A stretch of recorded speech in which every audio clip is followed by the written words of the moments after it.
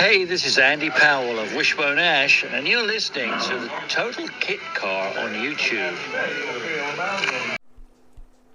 Hi, welcome to the Total Kit Car YouTube channel. My name's Steve Hull, editor of TKC Mag and totalkitcar.com, and welcome to another episode in our History Files series. This one is part 2. We're going to crack straight on to this one. This one's part 2 in the pair of GEOFF JAGO videos or voiceovers.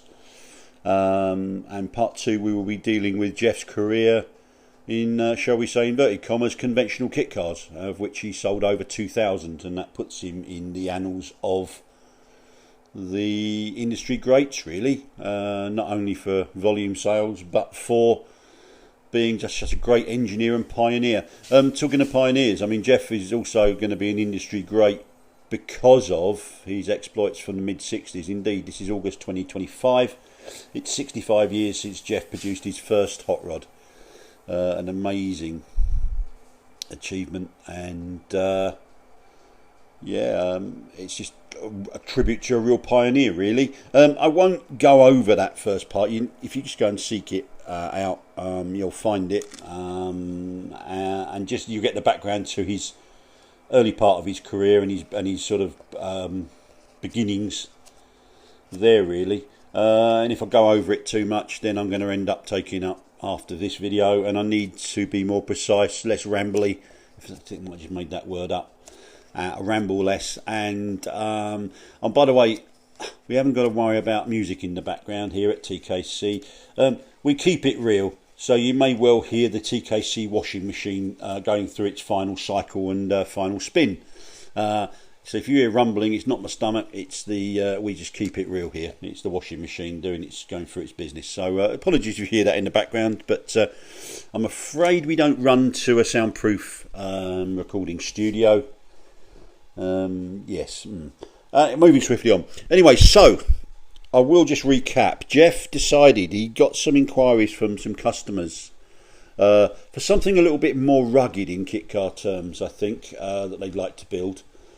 Maybe a military style. Now he thought, well, I know someone with a Willys Jeep body, and he went to see it, but it turned out it was in thick brambles in the middle of an aged blackberry bush, and you know the perils of a blackberry bush.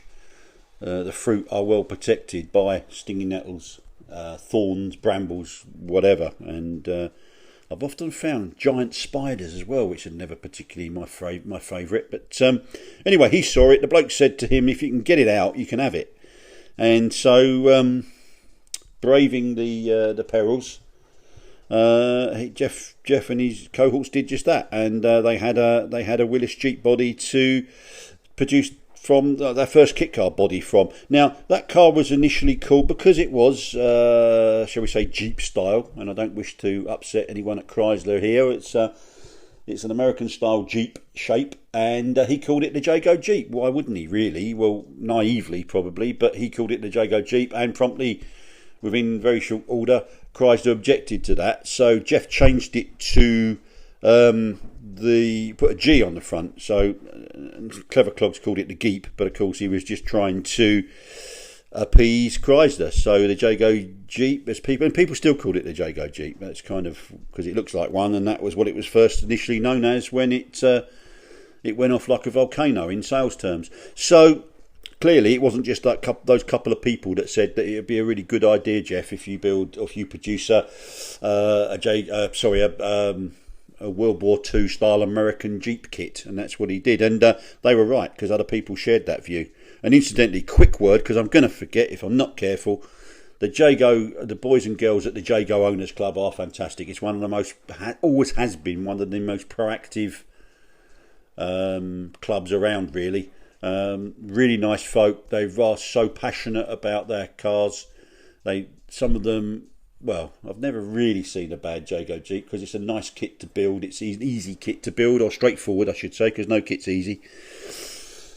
And you can end up with a good result, and the encouragement of your fellow members at the Jago Club will ensure that you can find out the information and get the help you need. So big up to the Jago Owners Club. So there we are. So he had to rename it, and that's where he came up with the word Sandero. Now, there's an interesting twist to Sandero as well, but let's just start with that. Geoff had also, at the same time as developing the, goodness knows, it was called the Sandero, wasn't it? No, the original Sandero, shall we say. It was a stillborn car. He did actually show it at a show somewhere, maybe Hindhead, Philby's Hindhead show. But he certainly put it on display somewhere. But I think Geoff has ideas and he runs with them. But if there's an idea that he doesn't like, or subsequently doesn't like, he'll just cut it straight away. He's done that on a couple of projects, as we'll discover. The original Sandero was one of them. So looking for another name and needing to find another name quickly, he remembered that he produced the Sandero, so he called the naughty Jeep name, he renamed that Sandero, if that makes sense. But that Sandero, and we'll put a photo up of that original Sandero, by the way, was a different car, but it's same name, different car. But I suppose we're moving on down the line a bit, but it's interjecting slightly in a kind of reverse way. Renault, when they took over Dacia, called one of those Dacia models, or Dacia. I refuse to call it Dacia, because when it was just that Romanian company and they sold their ropey cars, and let's be honest, they were a little bit, shall we say, rudimentary back in the day. They're brilliant now, by the way. My daughter's got a new, is it the Mark III Duster, and it's brilliant, love it. But when they weren't like that, they weren't like that. But anyway, they called that their first Dacia model under Renault, they called it Sandero. And Geoff decided that he kind of had been using that name for over 40 years at that time. So he objected to it, and he came to a licensing deal with Renault, or Dacia's arm, Renault's Dacia arm, which I think is kind of a nice little irony. Right, moving back to 1971. So it was originally Ford Anglia 105e based. Geoff was familiar with those, and they were popular and abundant and inexpensive to get at that time. The Mark II moved to Morris Minor parts, and that arrived in 1974 with the definitive, and I guess we all, as what we kind of associate the Jago Sandero with, Ford Escort Mark I or Mark II. That was in 1976. By the time Geoff had sold his last one in 1997, they'd done over 2,000. Geoff's of a mind it's 2,000. Well, he told me about 5 or 6 years ago, 2,200 of those, and I believe him on that, obviously. And there's certainly enough. You still see them out there. After 1997, it went to Geoff's cousin, I believe, a guy called Andy Belfield, who was in South Wales. He was very low key, but he marketed it, and he sold a few. I'm not sure how many, but I don't think we're going to be troubling the 2,200s too much. Geoff had sold the lion's share of those, really. So that's a very good selling kit. We got to talk about I always thought it was great, and I drove one and I really liked it. I've driven a couple of them actually, but I really liked it. He brought a thing out called the Samurai. Picture of it here, and you may well be familiar with that, even though it sold less than 10% of the Sandero in sales terms. It's a very striking, I guess, of a road tracks type in styling. Dakar style. It's a very striking looking kit, and I always liked it, and I was surprised that it only sold about 130 kits. Really, overwhelmingly, it was all Sanderos really in terms of sales. But and that's another case in point. Geoff had a really good marketing guy during the 80s, a guy called Steve Smith. And the works manager at that time was an off-road racer, larger than life character called Jens Neuss, and that Samurai was the work of Jens and Steve. Geoff gave it the kind of the tip, you know, the seal of approval. It was launched. They displayed it at shows, and as I say, they sold over 130 of them. And then Geoff decided he didn't want to sell those anymore, and it was withdrawn. And I know not why. Styling wasn't for everybody, but it was big and bold, and it was off-roader meets beach buggy, which I've heard it described, and I'd probably agree. Its styling was Marmite-like. You either liked it or you didn't, and I just get the feeling that Geoff didn't.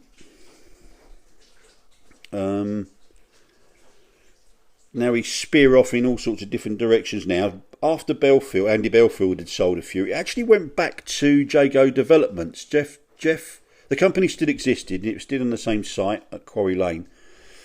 Geoff was still owned it, but took a very much a back seat, and it was run by a guy called Colin Farron. Now they were concentrating, they'd switched really. They weren't doing so much commercial fabrication work, although they did do that. They were concentrating on commercial GRP work. And Colin was, I think, had worked for Geoff for a long time, got a handle on the business, and he knew that the skills they had on site in terms of glass fibre. They haven't done it for a while. If you've happened to listen to some videos where I've mentioned it 5 times in a row, then you're going to be fed up with it. But I have to always assume that the people that are listening to these voiceovers don't know very much, or as much as most enthusiasts do, about the industry, and we should always recognise that. So if you hear the terms GRP, fiberglass, and glass fibre, they are all, in intents and purposes, they are the same thing. I try not to, and I fail sometimes, but I try not to use the word fiberglass, even though it's the one that falls naturally to tongue, because that's really what it is. In the UK, I don't use it. I try not to, because out of respect of the trademark holder, it's a trademarked name, and I don't like to infringe that, you know, that trademark. So I try and use glass fibre, or GRP's easy, glass reinforced plastic, which is what it is, which is what the material is. So let's just clear that one up. There's a few things where I will stop these voiceovers if I think it's something that we all know, but other people might. And the last thing you want when you're listening to something, because I've done it myself, I have to go Googling what a certain word means, because I've enjoyed something and then think, well, what the heck does that mean? So anyway, interjecting there slightly. Sorry if you've copped those in 5 videos in a row, but back to the story now. Anyway, so Colin Farron had got a nice number in TV, film, and theatre. I suppose props work, fiberglass, and he'd made all sorts of things for all sorts of films and TV programs. And indeed, he had a lovely line when I last saw them and saw him there. He was doing, if you're a garden centre visitor, and they still sell them. I don't think he's doing. Well, they're not doing them anymore, I don't think, but other people are. But certainly for quite a long time, when you see these fountains, these water feature fountains, and sometimes you see them looking like trees, and sometimes you see them looking like great big stones. Colin and his Jago Developments was producing those. So that's what they were doing, and doing a nice job of it as well. And that's something they'd always been involved in, but maybe not so the TV work and the garden work. But back in the early days, it's important to remember that Geoff's Jago company was fabricating stuff for all sorts of clients, from industrial to automotive and beyond. In the first video, I'd mentioned that they would supply fledgling or newbie kit car manufacturers with a universal space frame chassis package, which would underpin their car, tailored to their needs. But he also, one of his biggest clients was Panther Cars, of course, and Geoff made all the chassis, front suspension, tube axles, for quite a few of Panther's models, 1-offs, 2-offs, and to production stuff like the Callisto, I think. And they made fiberglass bodies for companies, other manufacturers, such as Christopher Neal Lotus, the CN Sprint. That was one of quite a few that Geoff produced the bodies for. But Colin Farron, I think they were even doing berthing pools concealment work for TV programs, I say. And I think it gets even more sort of curious, really, that they were doing military target drogues and things like that, replacement parts for statues, statue of Aurora, and the lions. That kind of was Jago's handiwork, and that's sat atop the King's Theatre in Southsea. That's Jago. Jago produced that. And as Colin told me once, if you want anything making out of glass fibre, he could create it for you. And they were actually doing, and after Belfield had stopped doing it, they didn't sort of trumpet it very much, but Jago started to offer Sandero kits again. 2010 he was selling them at £1,900. And I don't know if he did any of those, but he could certainly give you, I'll sell you replacement body panels for your Sandero. He always could, actually. And then we go, let's talk about Stuart Jago. So Stuart is Geoff's son, obviously, a chip off the old block, a gifted painter. He didn't just paint cars, he could paint ornate finishes on anything. He was also a national level motocross rider. I think he did some bike tests for some motorcycle magazines over the years. And his business, Jago Designs, he was located in a couple of units behind the main Jago One. But I now notice, I haven't spoken to Stuart for a while, but I now notice on the main road, the old Jago factory is loud and proudly branded as Jago Designs. And he did have a website, sjagodesigns.co.uk. Tell him that Steve sent you if you have any queries about his work. As I tackled all sorts of jobs, bread and butter, general repair stuff on cars, to real specialised glass fibre refurbishment. And he worked, and he painted all stuff: jet skis, motorbikes, jute boxes, pub signs, custom choppers, and obviously cars, you name it. And he did repair to laminated surfaces as well. So really talented guy. He'd also do signs for people, and indeed, anything. I think that sign on the outside of that building is Stuart's. And of course, he hasn't got the yellow body shell that goes over the A27. Was by the factory car park on the A27. That had to go because of the metal footbridge that went over the A27. He's now put, I think it's a black one, and he's put it back. It's not quite, sadly, as visual as it was, but I was stuck in traffic the other day, as I always am every time I go to Chichester. Lovely city, lovely part of the world. The traffic is horrendous, and I hate those roundabouts, I've got to tell you. And I was stuck in one of the regular queues I get when I go that way, in that part of West Sussex. And I just happened to look and think of old days and fondly look at the Jago factory, and there it was, sitting on a 40-foot storage container. So good on you, Stuart, and a big up for that. One thing Geoff was heavily into, by the way, I think he's pretty much retired now. He's still, I hear, got his man cave at the bottom of his garden in Chichester, and that's full of his toys and mementos, and I still think he has a little potter around. But one thing he was doing, and certainly in the noughties and into the sort of 2010s, he'd been a member of the Fareham and District Society of Model Engineers for many years, and was well into his 7¼ inch gauge scale steam railways. Had one in his garden, I think. Anyway, he had built some beautiful